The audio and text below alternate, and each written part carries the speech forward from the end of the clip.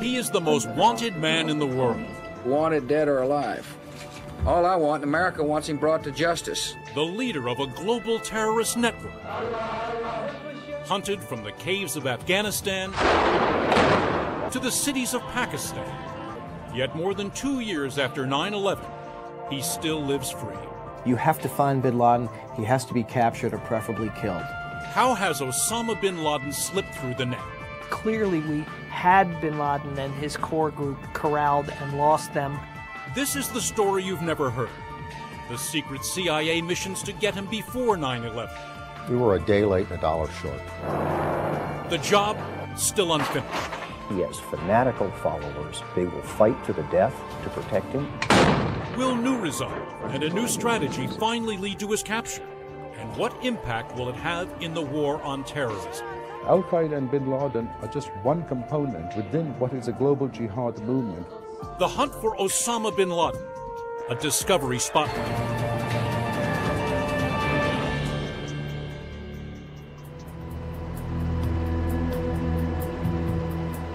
The forbidding terrain of eastern Afghanistan, a critical front in the war on terror.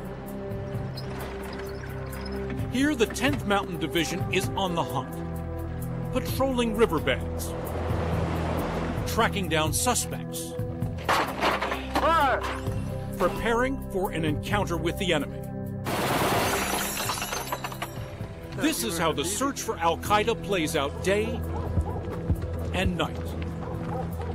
Now joining the hunt, operatives of the super-secret Task Force 121, the elite commando force that pulled Saddam Hussein from his spider hole in December 2003. Ladies and gentlemen, we got him. But as pictures of a dazed and disheveled Saddam flash around the world, America's success in tracking down one bitter enemy only makes its failure to capture another more conspicuous. More than 2 years after 9/11, one man eludes all efforts to find him. The world's most wanted terrorist, Osama bin Laden. He thinks he can run and he thinks he can hide, but he's not going to be able to. So we'll get him. May happen tomorrow, may happen a month, may happen a year from now, but we'll get him. Al-Qaeda was driven from its sanctuary in Afghanistan by the American invasion in late 2001. Bin Laden survived the fierce firepower, slipping away, out of reach, but not out of business. If you look at the picture, since 9/11, we have seen more attacks in more parts of the world than ever before. And bin Laden periodically taunts us, issuing taped messages, reminding us of his menace. This audio tape, confirmed as authentic by American intelligence, was released soon after Saddam's capture. He tells the world that he's still out there, urging militant Muslims to continue their war on the West. Ever since Saddam was captured, questions about America's failure to find the Al-Qaeda leader have hit fever pitch. Once the administration decided to go after Saddam, key military and intelligence assets were then moved to focus on the hunt for Saddam and building the capability to invade Iraq. As a result, the effort that we had focused on bin Laden and his followers certainly suffered. But with Saddam in captivity, there are reports that the Pentagon is planning a new all-out offensive to find the Al-Qaeda leader. And the military is making confident predictions he'll be in their hands soon. I can say that Osama bin Laden, Mullah Omar, and Hekmatyar represent a threat to the world, and they need to be destroyed, and we believe we will catch them in the next year. But it won't be easy. Compared to the hunt for Saddam, tracking bin Laden down is an extraordinarily complex mission. With over 100,000 troops in Iraq, in a country that's smaller than Afghanistan, and in a place that is completely mobilized against him, it still took the United States over 6 months to find and capture Saddam Hussein. So with 1/10 of those forces in a land area that's much larger, no wonder it hasn't been a piece of cake for the United States in going after bin Laden. And then there's the terrain. In the end, the forces hunting Saddam concentrated their search in a relatively small area near the Iraqi leader's hometown of Tikrit, a sharp contrast to the vast mountains on the Pakistan-Afghan border where bin Laden is believed to be hiding. It's at a high altitude. Some of the peaks are obviously 11 to 12,000 feet. It's steep. There are gorges, there are ravines, and there are multiple routes through that area that have been developed over time by the local tribes and clans and smugglers traveling back and forth. Tony Corrin, a former Special Forces commander, says it's not just geography. Bin Laden also has a crucial circle of protection that Saddam lacked: the fierce loyalty of a small band of followers hiding with him in this inhospitable territory. He has fanatical followers. One of the things that we can expect almost for certain is that they will fight to the death to protect him, as opposed to pulling him out of some spider hole, and that the chances of one of his inner circle turning him, flipping him, is far, far less than it was with Saddam. And where Saddam inspired fear in many Iraqis, bin Laden has earned the allegiance of local tribes who willingly provide him with safe haven. You're not going to be able to isolate him around a hometown, home clan, home tribe, as they were with Saddam, and start working through close associates. That's not going to happen. The U.S. can send search teams into these mountains. It can try to monitor activities here from the air and on the ground.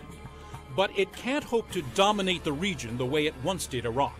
The idea that somehow one could control this territory, especially when it is bordered by two key countries, Iran and Pakistan, that are not under American control in any way, is fanciful.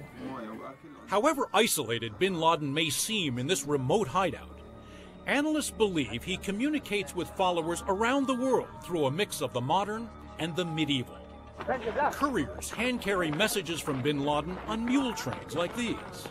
Other operatives deliver them via the internet from cafes in crowded Pakistani cities.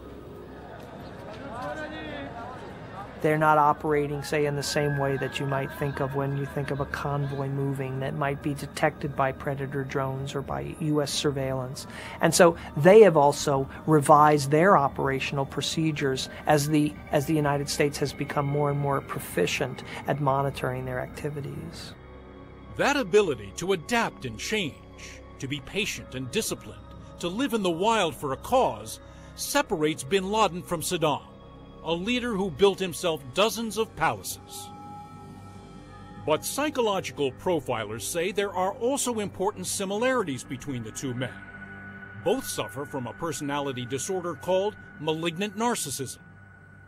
It's a person who, underneath that grand facade, is consumed by self-doubt and has spent his entire life compensating for those underlying feelings of worthlessness, of self-doubt, with dreams of glory. Both men knew what it took to become a leader in their neighborhood.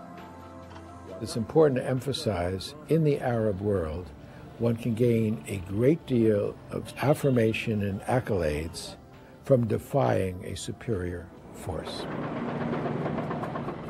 In this, bin Laden has excelled. He's credited with taking on the Soviet army in Afghanistan in the 1980s and driving its troops from the country. When they succeeded, it confirmed to them that he had a pipeline to God, and it confirmed to him, too, that he had a special mission. Within a few short years, bin Laden targets a very different enemy: the United States. His first attack on American soil, the World Trade Center bombing in 1993, an ominous precursor to 9/11. Each one of these confirmed for bin Laden's followers that he had this messianic, God-given mission. Each one of these confirmed for bin Laden himself that he was a larger-than-life person, confirmed his own messianic self-concept. There is a command presence that you sense when a leader, whether for good or evil, walks into the room. He certainly had that. Hello. John Miller is one of a handful of Western journalists who have interviewed bin Laden. Miller now runs the Counterterrorism Bureau at the Los Angeles Police Department. He met the al-Qaeda leader in Afghanistan in May 1998. I believe now, as I believed then, he means every word he says. Miller says bin Laden plays to his audience effectively. When Miller asked how he could justify the first World Trade Center attack, this was bin Laden's answer. He said, this is very surprising to hear a question like this coming from an American. You, America, who brought us Hiroshima and Nagasaki, were there no innocent women and children there? Were there no non-combatants? As an inspirational figure among militant Muslims, bin Laden has no match. The magic, if you like, of al-Qaeda and its leader bin Laden was to get other groups to think beyond their own regional problems, to think in terms of a global jihad, a jihad against the U.S. and the democratic secular world. As the jihad spreads, the U.S. closes in on al-Qaeda, picking up intelligence from documents gathered at suspects' homes, from interrogations of top al-Qaeda leaders, and from tactics learned in the hunt for Saddam. I think the United States is closer to capturing al-Qaeda leaders and bin Laden today than it has ever been before. But every day that Osama bin Laden is on the loose is a victory for the global jihad. For years, the al-Qaeda leader has led the U.S. on a wild goose chase. But there have been some tantalizingly close encounters that have just now been revealed.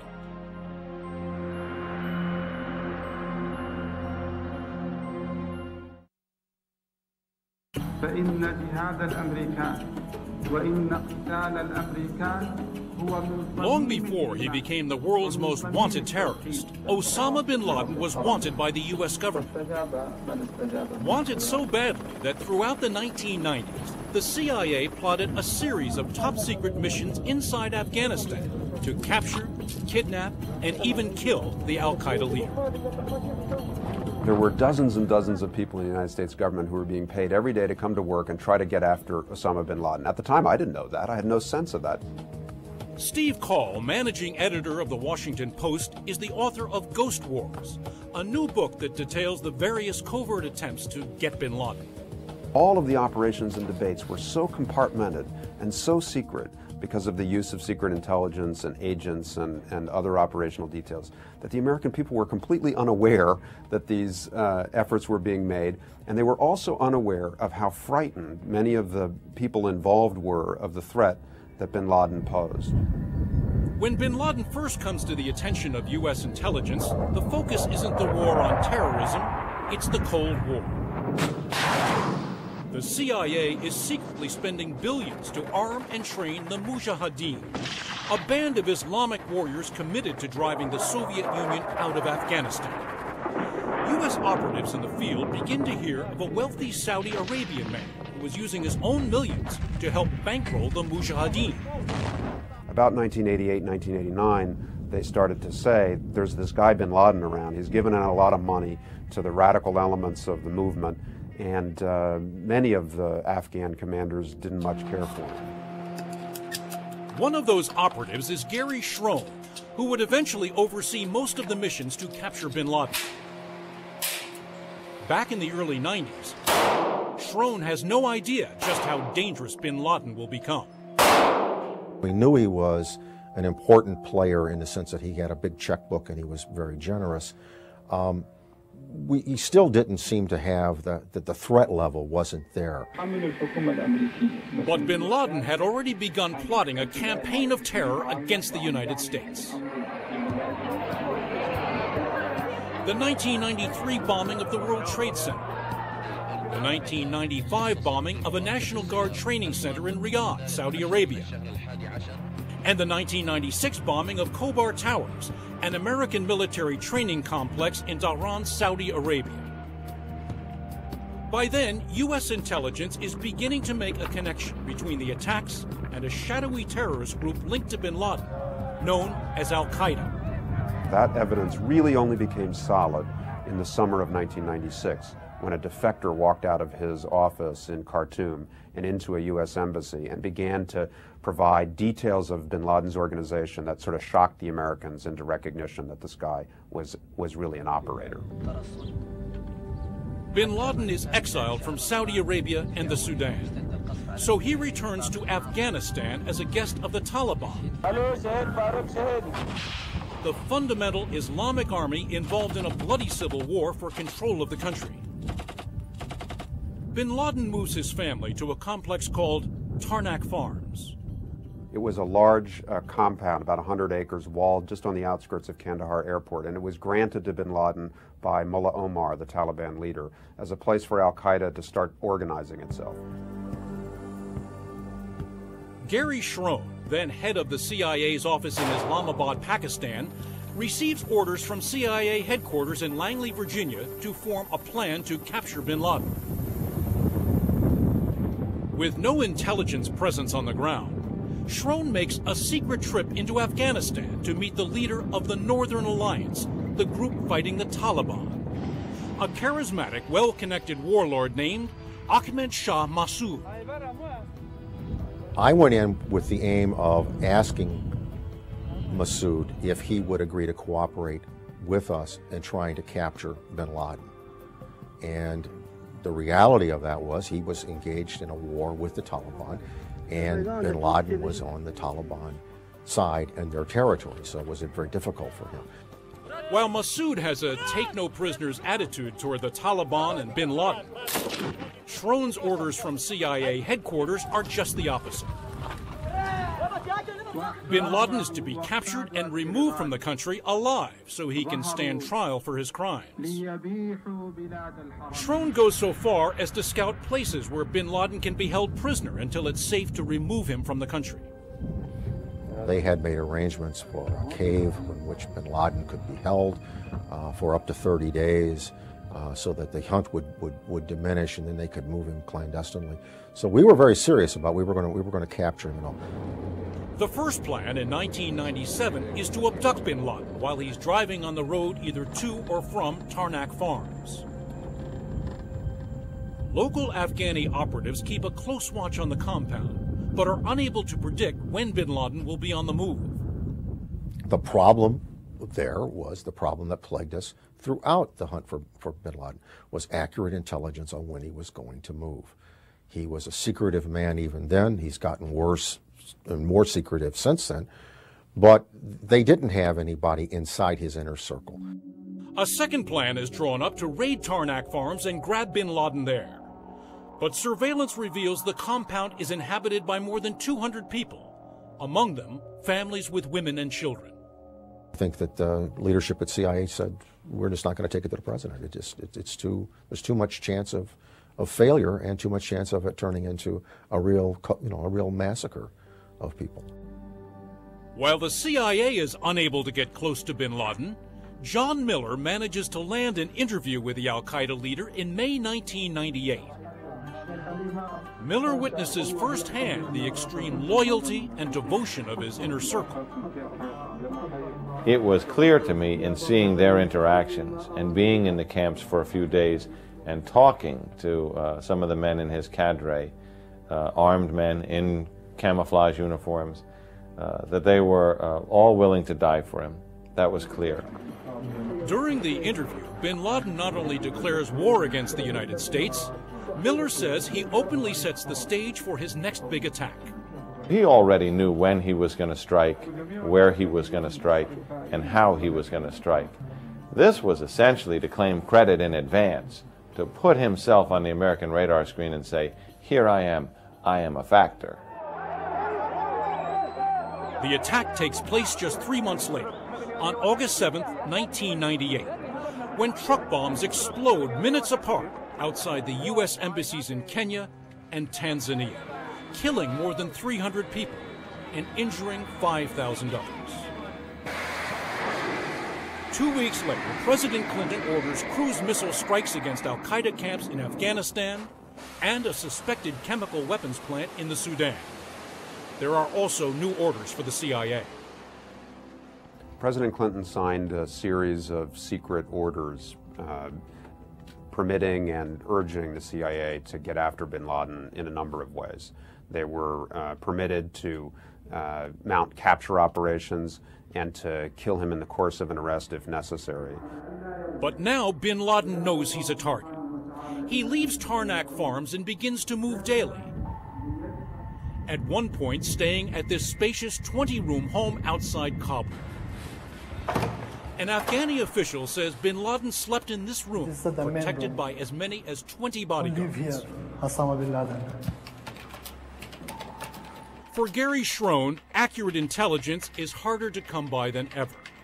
We were a day late and a dollar short. We could tell where bin Laden was yesterday, and we couldn't tell you where he was going to be tonight. And that was through using every mechanism that we could, every overhead, signals intelligence and human intelligence. Schroen continues to work with Massoud in North Afghanistan and local tribal operatives in the south to gather leads on bin Laden's location.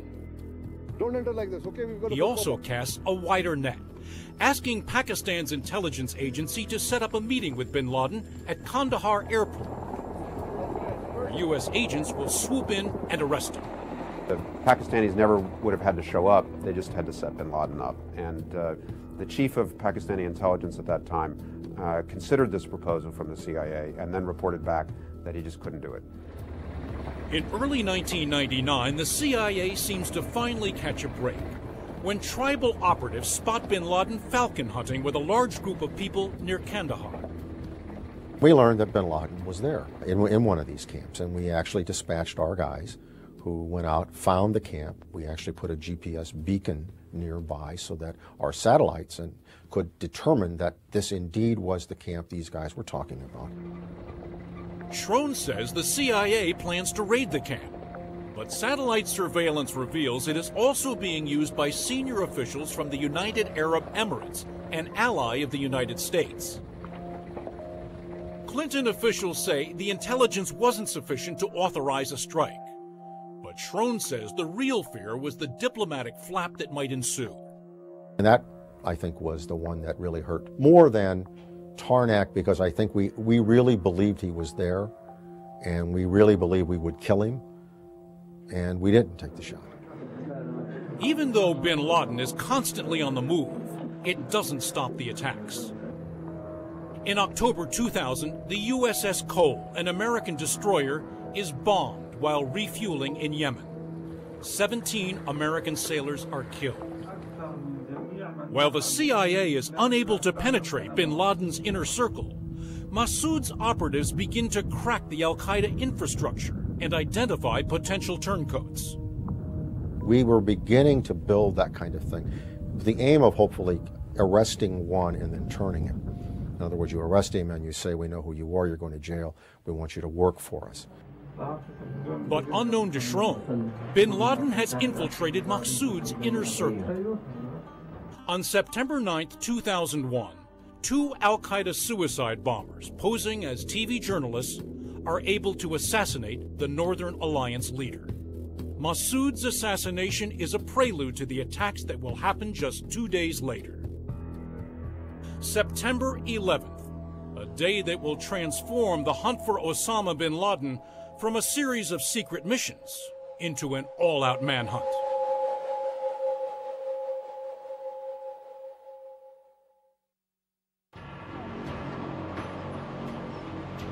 Just 3 days after 9/11, with fires still burning at Ground Zero, in Shanksville, Pennsylvania, and at the Pentagon, President Bush raises the bounty on Osama bin Laden.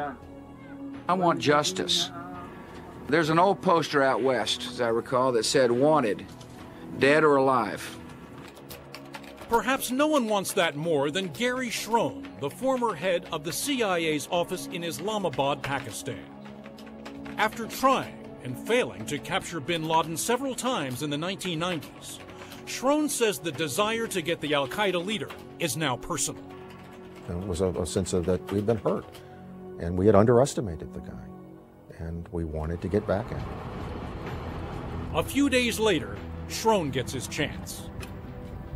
He is put in charge of a special CIA unit that goes into Afghanistan to spearhead the new hunt for bin Laden. CIA fielded a team that left the Washington area on the 19th of September that was fully ready. We had 2 Dari speakers who could speak very well, myself and another fellow, 3 case officers who had extensive paramilitary backgrounds. We had a medic, we had an incredible commo guy. This team hit the ground. We knew what to do. The unit reestablishes contact with Massoud's Northern Alliance and lays the groundwork for the impending attack on Afghanistan. Operation Enduring Freedom begins October 7, 2001, with a ferocious air campaign that targets al-Qaeda camps and the Taliban forces that have been supporting bin Laden for years. In little more than a month, the enemy is scattered, and Northern Alliance troops enter the capital city of Kabul, greeted as liberators and heroes. But as the operation pushes toward the eastern border, bin Laden is nowhere to be found. It was at that point, I think, that we maybe, because of our swift victory in defeating the Taliban and taking Kabul, got a little overconfident about our ability to corral the al-Qaeda remaining force and capture or kill bin Laden. The chase leads to Tora Bora, where bin Laden and more than 1,000 al-Qaeda fighters are said to be holed up in a complex of caves and tunnels high in the mountains along the Pakistani border. We think he's in Afghanistan. We are chasing him. He is hiding. He does not want us to know where he is. We are asking everyone we can to help. The U.S. strikes Tora Bora with an intense air assault, pounding the strongholds with precision-guided bombs and other munitions. But only a few hundred U.S. troops are deployed in the ensuing ground campaign, leaving most of the combat to Afghani forces. There's great frustration, particularly among the Special Operations Forces, that they were not allowed to really go in after the al-Qaeda operatives and Osama bin Laden. The ground campaign is not just short on troops. It comes primarily from the west, leaving escape routes east through the mountains and into Pakistan. What is perhaps the best opportunity yet to capture bin Laden slips away. Many of the military that I've spoken to in CENTCOM have said if they could do it over again, they would have put a U.S. military force as a blocking force on the other side with Pakistan's cooperation, and that may have allowed us to capture bin Laden and the remaining members of his leadership. Not only does bin Laden escape, he vanishes into a border zone dominated by local tribes, an area where even Pakistan's military is reluctant to go. Bin Laden becomes an outlaw in a land that has no law. Once bin Laden and his remaining leadership were able to flee to Pakistan, they ended up in an area which in many respects is more advantageous for them than Afghanistan was. Bin Laden's sanctuary has certainly changed in dimensions, and it's changed in its nature. There isn't a government today that is providing official sanctuary for al-Qaeda and the Arab fighters. But the reality is that there is still a vast area of that part of the world that is ungoverned, and that is where al-Qaeda tends to flourish. The region presents not just logistical, but also cultural challenges, which may explain why the $25 million bounty on bin Laden's head hasn't led to a breakthrough. When they asked people in Afghanistan, what would you do if you got the $25 million? One man said, I would buy twice as many balloons to sell on the street. And another man said, I would buy, a number of donkeys from my farm. In a place where $20 is money that gets stacked this high when you do the exchange, figures of millions of dollars don't necessarily translate to what it's really worth. Even though the U.S. is frustrated that bin Laden has escaped, Central Command does learn several key lessons from Tora Bora. This is Kandahar. In March 2002, another al-Qaeda stronghold is discovered in the mountains to the south. This time, more than 3,000 coalition troops encircle the area during Operation Anaconda. The enemy is routed. Greater emphasis is also placed on the use of special ops forces. Elite soldiers from the Army, Navy, and Air Force who are trained to go after HVTs, high-value targets. The forces are given two distinct mandates, known as white and black campaigns. So what you have is a kind of combination, if you will, a white or open campaign that is coming from the West that is essentially trying to close all of the exits for al-Qaeda and Taliban activity in Waziristan and in eastern Afghanistan, and a black effort, a covert effort, or a clandestine effort that is coming from the West, was this essentially more of the manhunt involved in trying to actually track down al-Qaeda people. The teams are not only known for their range of skills, but also their ability to react quickly. Some of this intelligence, while it may be actionable, as they call, is also very perishable. So that ability to take the intelligence, evaluate it, get a plan together quickly, and then hit the target is very time sensitive. The quick response pays off in late March 2002 when Special Ops Forces capture Abu Zubaydah, the third-ranking figure in al-Qaeda, during a raid in Pakistan. The arrest is one of many to come in the months ahead and underscores the importance of Pakistan as a strategic partner in the war on terrorism.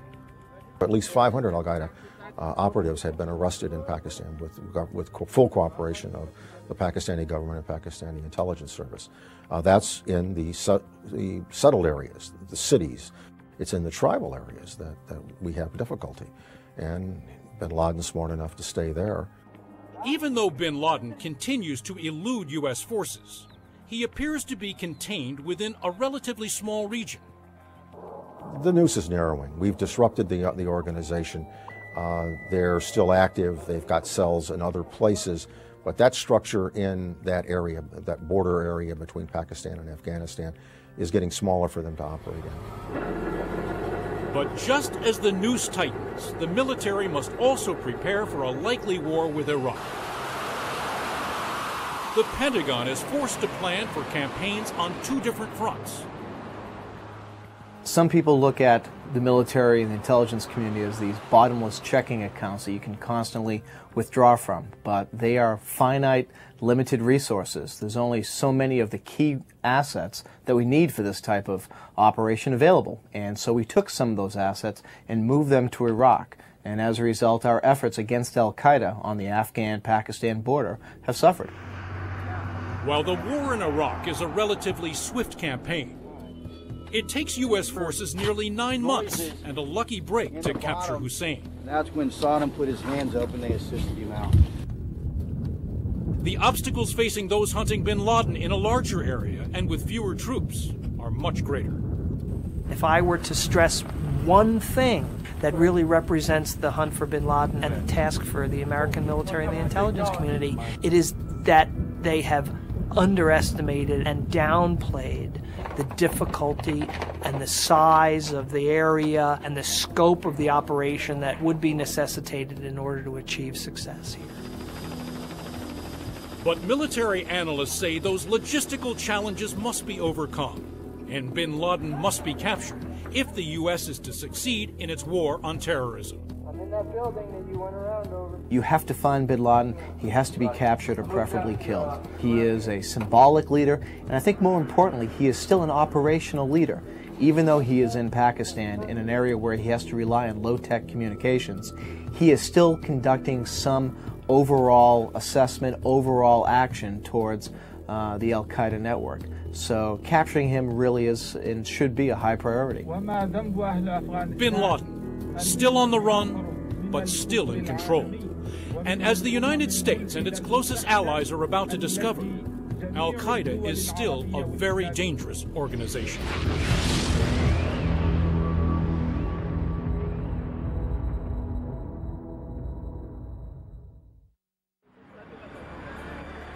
January 2003. Spanish police launched pre-dawn raids in Barcelona, storming homes in search of al-Qaeda suspects. 19 are arrested. From Pakistan to Saudi Arabia, lightning strikes like these have netted more than 3,000 suspects. In his State of the Union address, the president assures the nation that there is progress in the war on terrorism. We're tracking al-Qaeda around the world, and nearly 2/3 of their known leaders have now been captured or killed. Those al-Qaeda leaders include alleged 9/11 masterminds Ramzi bin al-Shid, Khalid Sheikh Mohammed, and Ridwan Isamuddin, better known as Hambali, believed to be one of the deadliest terrorists in Southeast Asia and a member of bin Laden's inner circle. Hundreds of al-Qaeda's foot soldiers have been captured as well. Many are behind bars in Guantanamo Bay. But despite those successes, the threat is growing. Scores of al-Qaeda operatives have eluded capture, scattering to Pakistan, Iran, and trouble spots around the world. One can think of al-Qaeda as a hornet's nest, and we stuck our hand in that nest, and they became active, angry, and left the nest. We've made it harder to communicate, harder to operate, but they still have command and control because we still see terrorist attacks every several weeks on a big level somewhere in the world. Al-Qaeda is able to strike in large measure because of the training its members received in Afghanistan. Bin Laden financed camps that turned out thousands of bomb makers and planners, surveillance experts and logistics people, confident terrorists who are among bin Laden's enduring legacy. We're seeing these satellite groups work very effectively all over the globe. May 2003, 3 Western housing complexes in Saudi Arabia are attacked by suicide bombers. 35 died. 4 days later, a wave of suicide bombings in Morocco killed more than 30 people. November 2003, in Turkey, 4 bombings kill almost 50. Many of these attacks bear the fingerprints of al-Qaeda. But terrorism experts say there is no way that bin Laden could possibly orchestrate each and every one. He alone cannot do this. What he does is he sends out a message, as it were. He's a kind of a spiritual head, if you like. His message is then repeated by many other clerics around the world. There are al-Qaeda custom jobs designed and approved by bin Laden, like the September 11th attacks. But some of these other bombings we see are operating largely on their own, based on bin Laden's statements, based on being inspired by bin Laden, but still they're satellites. There's speculation that bin Laden communicates with his followers through hidden or coded messages in email and perhaps chat rooms. At other times, he may broadcast his messages openly, in tapes delivered to Arab satellite TV stations like Al Jazeera. Every now and then he'll send out another tape, another fatwa, another message, another threat. And whether or not that is to terrorize Americans by the virtue of his voice, or whether it's to send a message to his followers, I can't tell you. But it probably does a little of both. Those tapes reach militant Muslims around the world. Even as the U.S. has dealt a severe blow to al-Qaeda, rounding up its leaders and detaining sympathizers, other terrorist groups around the world are growing in strength. This jihad movement is composed of many, many different terrorist groups which are autonomous, which have their own leadership, their own funding, their own personnel, and it is like a multi-headed snake, a hydra. The most visible sign of that hydra may be in Iraq, with a relentless counterinsurgency against U.S. troops and the Iraqis who work with them. Some analysts believe the suicide bombs and other tactics look like al-Qaeda's handiwork, or that of groups inspired by them. We now have a very significant al-Qaeda presence inside Iraq. It has been a tremendous recruitment tool, and what you're seeing is lots of low-level mujahideen and other jihadists coming into Iraq to try and take on the United States. In early 2004, U.S. officials in Baghdad say they found evidence of al-Qaeda's intentions in Iraq. A document written by an operative named Abu Musab Zakawi. In the document, Zakawi appeals to al-Qaeda's top leaders, asking for help in exploiting Iraq's divisions and promoting civil war there. Their strategy is sectarian warfare in an effort to provoke bloodshed and tear this country apart. While there's no direct evidence that Iraq was ever a hotbed of al-Qaeda activity under Saddam Hussein, there's widespread agreement that the U.S. invasion has had unintended consequences. It has given the global jihadist network a rallying cry, and al-Qaeda and its affiliates believe they can do to us in Iraq what they failed to do in Afghanistan after 9/11. Create a situation where we lose soldiers on a regular basis, where our political will is challenged, and the population inside Iraq ultimately turns against us. Iraq may have become an important recruitment tool for al-Qaeda, but as long as bin Laden remains free, he is al-Qaeda's most powerful weapon.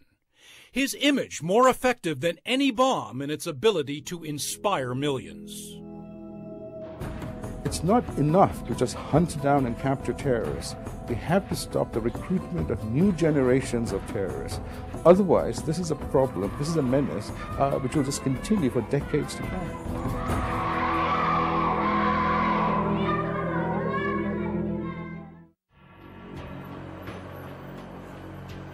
December 2003. Fears of a fresh wave of terror attacks on American soil sweep the nation. Intelligence reports reveal a high level of suspicious chatter. The Department of Homeland Security raises the nation's alert status from yellow to orange, the second highest level. The strategic indicators, including al-Qaeda's continued desire to carry out attacks against our homeland, are perhaps greater now than at any point since September 11th. Over New Year's 2004, scientists are quietly dispatched to half a dozen U.S. cities amid concerns of a dirty bomb attack.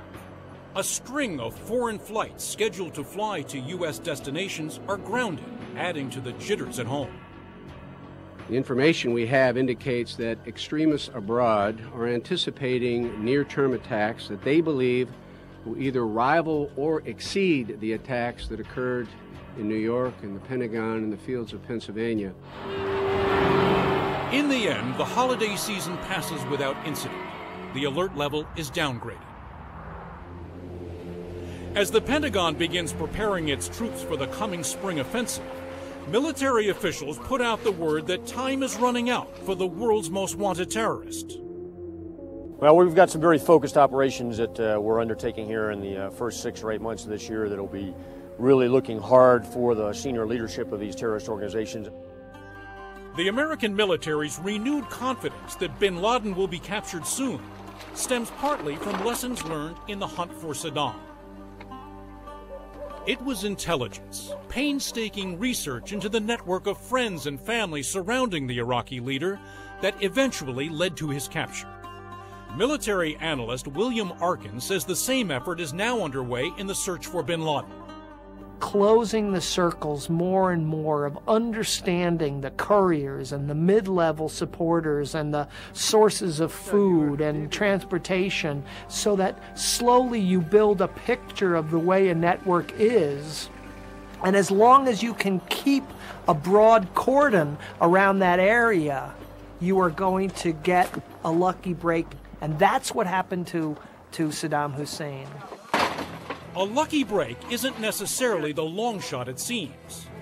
Even though bin Laden has evaded capture for years, analysts say he isn't above making mistakes, especially if he begins to believe his own propaganda. In his massive ego, bin Laden may well miscalculate, may well come to believe he is invulnerable, making use of his belief in his almost godlike invulnerability that can finally lead to his being brought down. And the mission to bring down bin Laden is now in the hands of Task Force 121. Task Force 121 is focused on prosecuting the clandestine elements of the war on terrorism, going after al-Qaeda cells, individuals, and the leadership, such as Bin Laden and Zawahiri and others who are key leaders in al-Qaeda. But they operate broadly to go after all elements of al-Qaeda activity. Most terrorism experts believe Bin Laden is hiding in these mountains, but not everyone is so sure. The best place to hide a tree is in the forest. In the wilderness, a big tree like Osama bin Laden sticks out. But after meeting Osama bin Laden, John Miller has his own theory. I would say that it would be much harder for him to support the al-Qaeda operation by having messengers come and go across vast wilderness where any movement attracts attention than he would by hiding in a bustling city where everything's moving all the time. To support that theory, Miller says look at where the top leaders of al-Qaeda have been arrested, not in the caves of Afghanistan. Abu Zubaydah was found in a medium-sized Pakistani city. He was al-Qaeda's main travel agent and training recruiter. Ramzi bin al-Shib was found in an apartment in a Pakistani city after a long shootout with the police. Khalid Sheikh Mohammed, al-Qaeda's quarterback and master planner, also hiding in a Pakistani city. Since 9/11, Pakistan has become an important, if fragile, U.S. ally in the hunt for bin Laden. Pakistani army units have been active in the mountainous border areas with Afghanistan, doing what they can to patrol this hostile terrain. We are very effective on that, and we are hearing and watching. The Pakistan Army is trying to deny sanctuary to other al-Qaeda fighters by working with local tribes who have controlled this region for centuries. The Army is building roads and clinics, and the tribes in turn are expected to cooperate. They've been warned that if anyone gives refuge to a terrorist, everyone will be punished. If at all they are harboring someone, then there are very serious repercussions. Even as the hunt goes on, there are rumors that bin Laden is in poor health, that he's suffering from kidney problems, that he's been wounded. The U.S. tries to glean whatever intelligence it can from interrogations of al-Qaeda detainees, along with its covert operations. There's a great deal of stuff that's going on, a lot of operational activity, a lot of information being gathered, techniques, sensitive techniques being used to gather information. And there's a growing sense among those involved that the U.S. is closing in on bin Laden. We've essentially ensured that Osama bin Laden is never going to leave the area of eastern Afghanistan and western Pakistan. And by virtue of that, and by virtue of a commitment on the part of the United States to remain there, sooner or later, key people in the al-Qaeda structure, key people in the core group are going to be captured, and sooner or later it is going to lead to the capture or death of Osama bin Laden. Bin Laden's capture may not bring an end to militant Muslim terrorism, but it would be of enormous symbolic importance to America, and it would deny terrorists around the world their most powerful inspiration: the face of Osama bin Laden.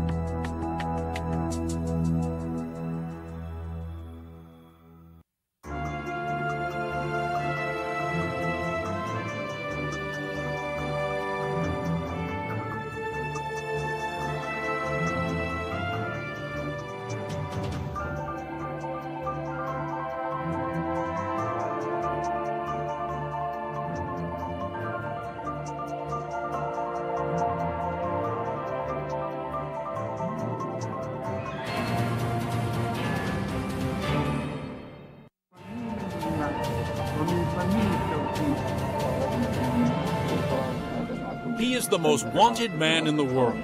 Wanted dead or alive. All I want, America wants him brought to justice. The leader of a global terrorist network. Hunted from the caves of Afghanistan to the cities of Pakistan. Yet more than 2 years after 9/11, he still lives free. You have to find bin Laden. He has to be captured or preferably killed. How has Osama bin Laden slipped through the net? Clearly, we had bin Laden and his core group corralled and lost them. This is the story you've never heard. The secret CIA missions to get him before 9/11. We were a day late and a dollar short. The job still unfinished. He has fanatical followers. They will fight to the death to protect him. Will new resolve and a new strategy finally lead to his capture? And what impact will it have in the war on terrorism? Al-Qaeda and bin Laden are just one component within what is a global jihad movement. The hunt for Osama bin Laden, a Discovery Spotlight.